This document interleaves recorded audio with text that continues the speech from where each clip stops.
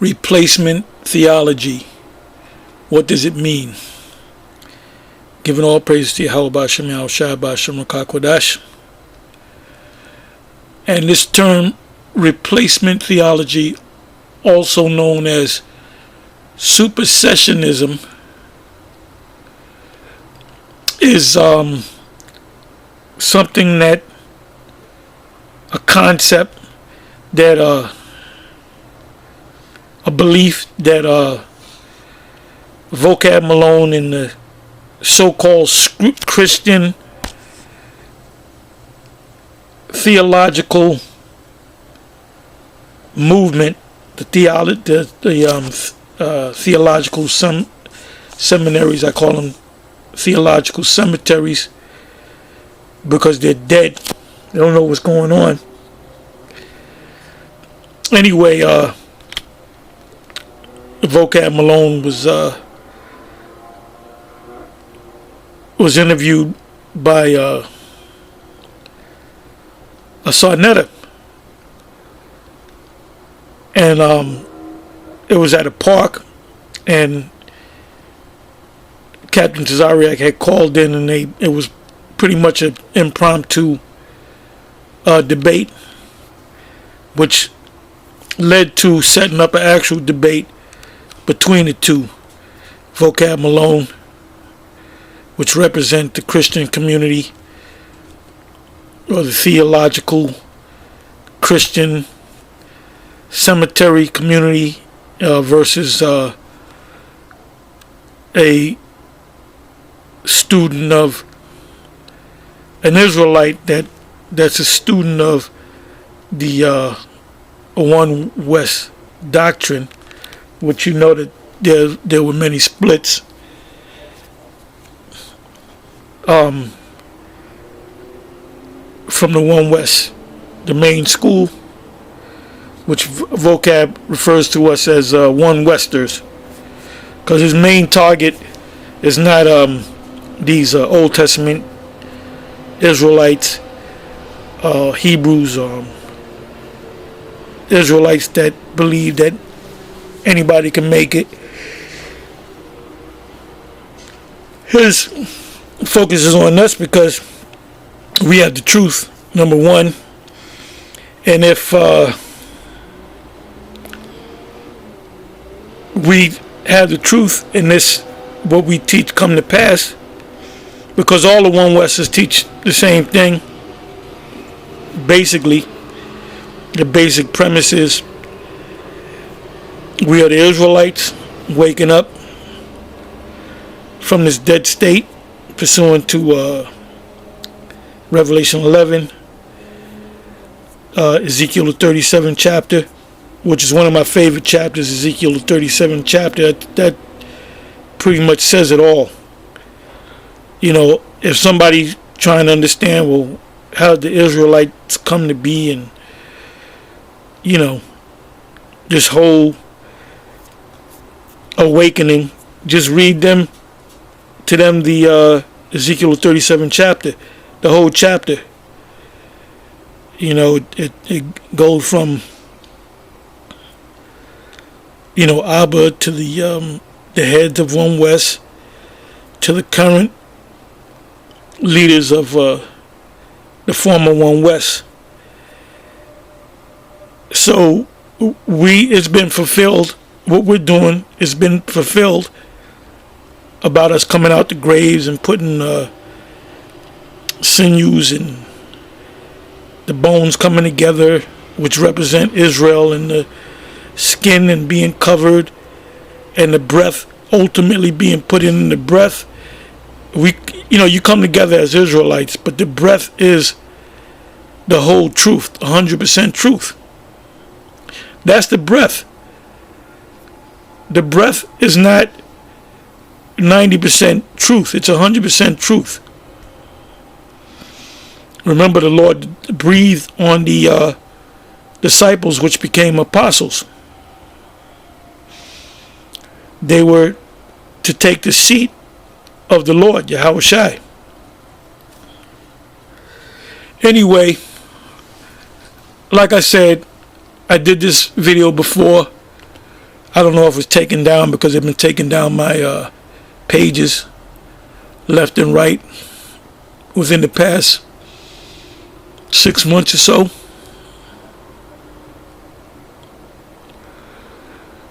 Anyway, there will be a debate. I don't know if Sunday is going to put it on YouTube so you can watch for free, or you have to pay for it, or whatever the case may be. You know, if I'm in front of the computer, I'll watch it. But anyway, this is what Vocab Malone stands by. This replacement theology, a supersessionism, which is not biblical at all. Anyway, I'm going to read this and then I'm going to go to Hebrews 8. I may or may not read this whole thing, but I'm definitely going to read the first paragraph and the second, maybe the third. Let's see where the Spirit takes me. Because really all I have to do is read the first paragraph or the headline, so to speak. Anyway, it says supersessionism, also called replacement theology, and that's what vocab goes by, is a Christian doctrine, a false Christian doctrine, an anti-Christian doctrine, a fake Christian doctrine. The true Christians are Israelites that followed the Messiah. Christian, meaning anointed, christened, anointed. Who was the anointed? Our Lord. In the Hebrew is Mashiach, or Messiah. It says, so we are the real Christians. They have no business calling themselves Christians. They're not Christians. They're Edomites. They're Antichrist. They're anti-types. I had to throw that in there. Anyway, it says, in a Christian doctrine which asserts that the new covenant,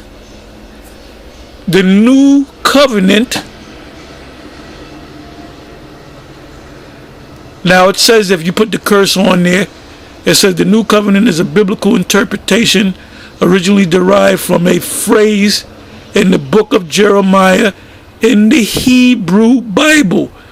To be exact, Jeremiah 31 verse 31. And the Apostle Paul reiterated it, that saying that Jeremiah made in Jeremiah 31 and 31 in Hebrews 8 and 6, starting on going down. So it says a replacement theology is a Christian doctrine which asserts the new covenant through, it says Jesus Christ, that's not his name,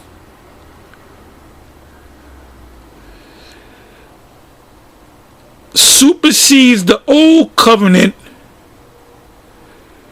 which was made exclusively with the Jewish people. Ain't no Jewish people, man. The word there should be Israelites.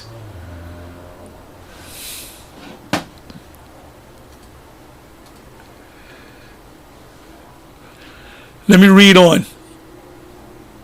It says in Christianity, supersessionism is a theological view on the current status of the church, and I believe it's Acts the 7th chapter. It tells you that the church, the people that were delivered from Egypt or Mizraim, Christians don't even know that. They'll say Egypt.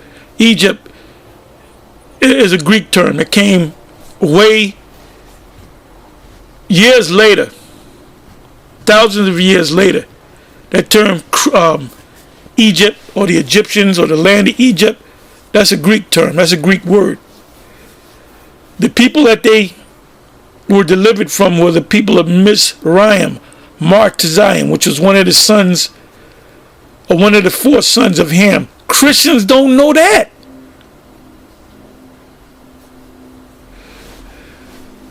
It says in Christianity, supersessionism is a theological view on the current status of the church, which are Israelites, not a couple of Edomites over here, a couple of Moabites over there, sprinkle a couple of Hamites over there, give me a handful of East Indians, Elamites, some Hamites, some Ishmaelites, some Mongoloids, some people from Mesopotamia, but they all believe in Jesus, which the Christian world teaches that Jesus is a white man, which vocab believes that he's a white man, a so-called white man. It says in relation to the Jewish people, the Jewish people, what the fuck does that mean? It's supposed to be Israelites. And Judaism. Judaism is something that these devils made up. It's a religion calling themselves practicing the laws of the scriptures, the law. It said it holds the view that the Christian church, which has nothing to do with this, the Most High's people, the Christian church, and when I say the Christian church, I'm talking about the Baptist, Methodist, Jehovah's Witness, Seventh-day Adventists, all those clowns. And basically they're getting their ass whipped. Every time they come up, they get their ass whipped with the scriptures. They show that they don't know the scriptures. That's why you have guys, and I can say that vocab is a scholar, a lost scholar, and really the word scholar, don't big yourself up, baby boy. Scholar only means someone that studies. That's what it means. If you go to school, if you go to college, if you go to high school, and you're studying for a test, you can call yourself a scholar. If you go into a specific subject that you're studying, and researching, you are a scholar.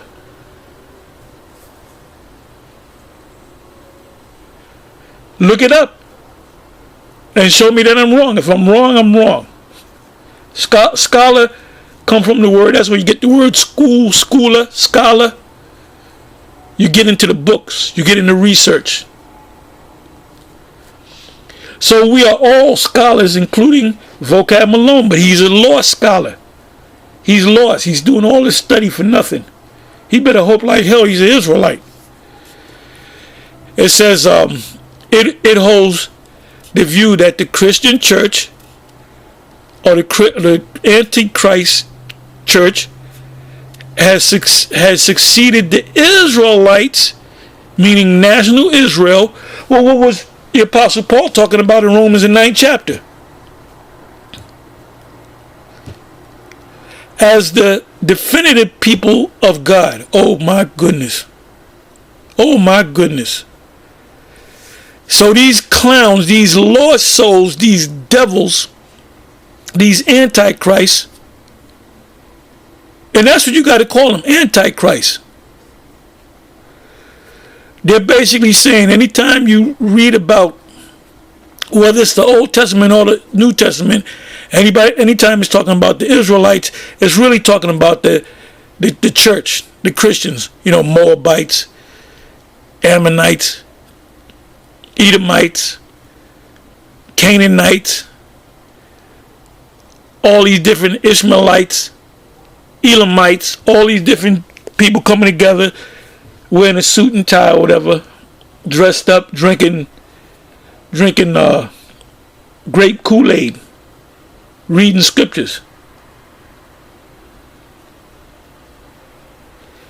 Anyway, let me read on. It says, holds the view that the Christian church has succeeded the Israelites as the definitive people of God based upon the new covenant. And we're going to read about the new covenant, and we're going to see if it's referring to the Christian, the new Antichrist church. It says people of God.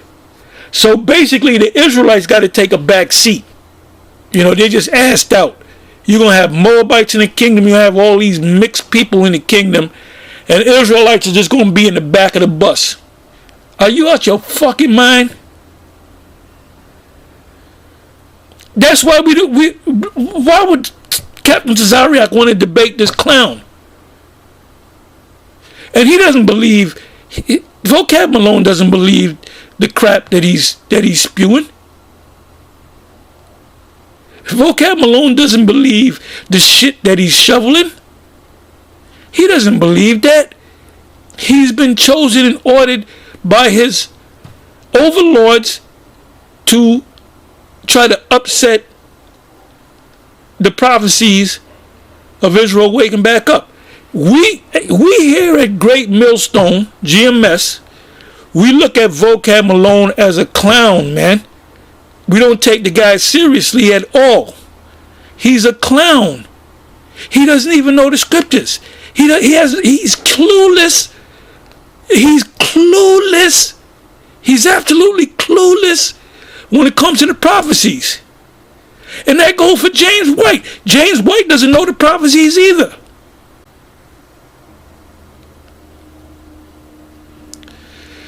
It says, or it holds the view that the new covenant, and we're going to read about the new covenant, has replaced or superseded the Mosaic covenant, which is the old covenant. You're going to find out it's the same covenant. The only difference is that the Most High is going to put the Mosaic covenant, he's going to program us to keep it.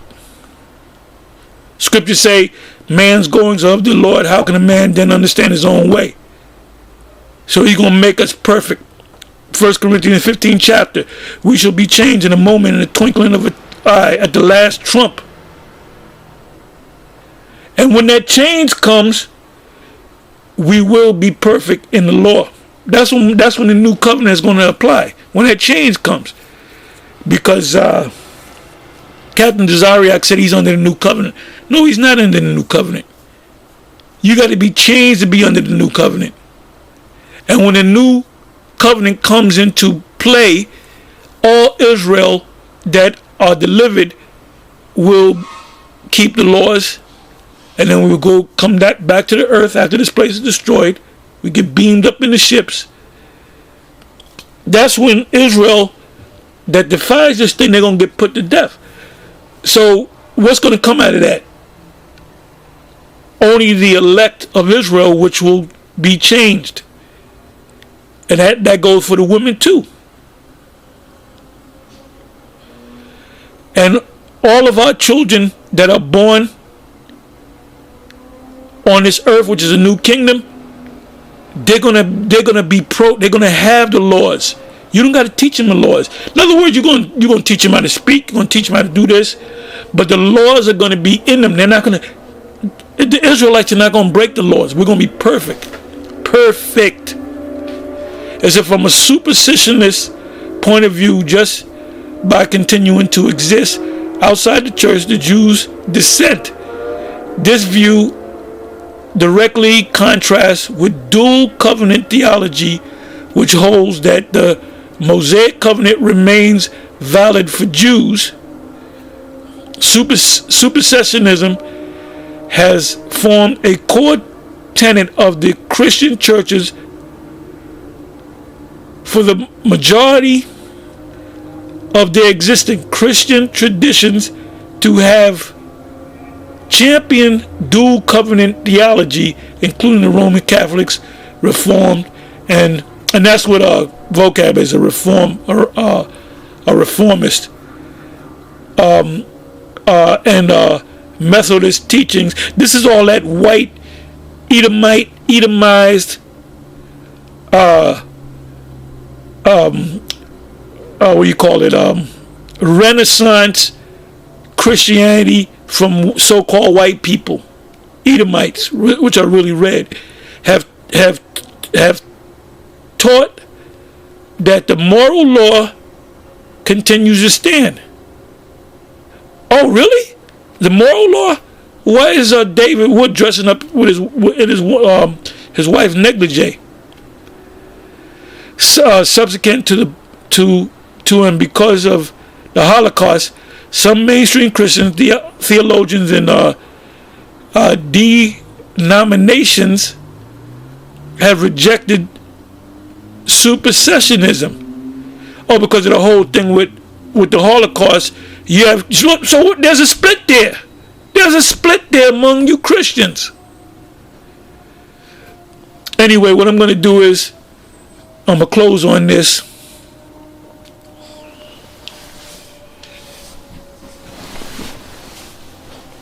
Bear me for a minute.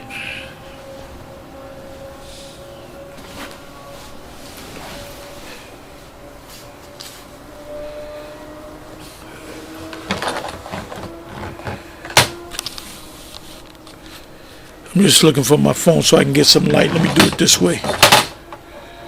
Hopefully this is on. Unfortunately, it's not. Let me try this.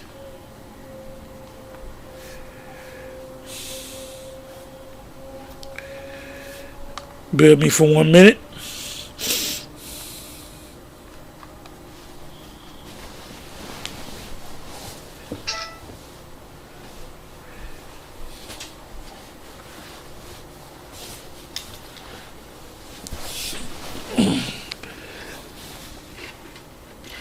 Just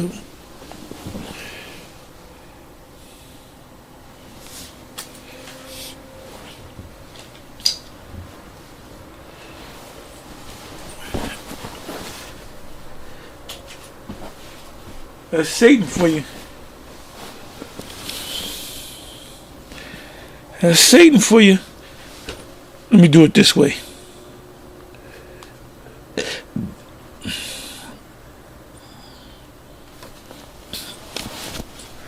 Okay.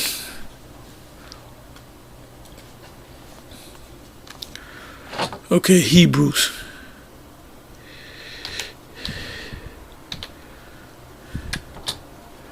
Hebrews 8.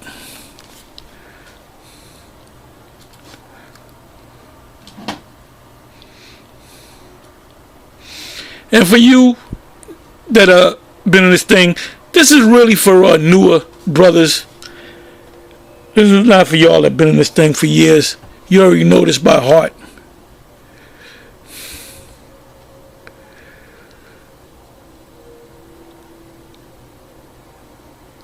I'll go right to the 7th verse, which says a new covenant. Then it says Jeremiah 31, verses 31 to 34. You can read that if you want.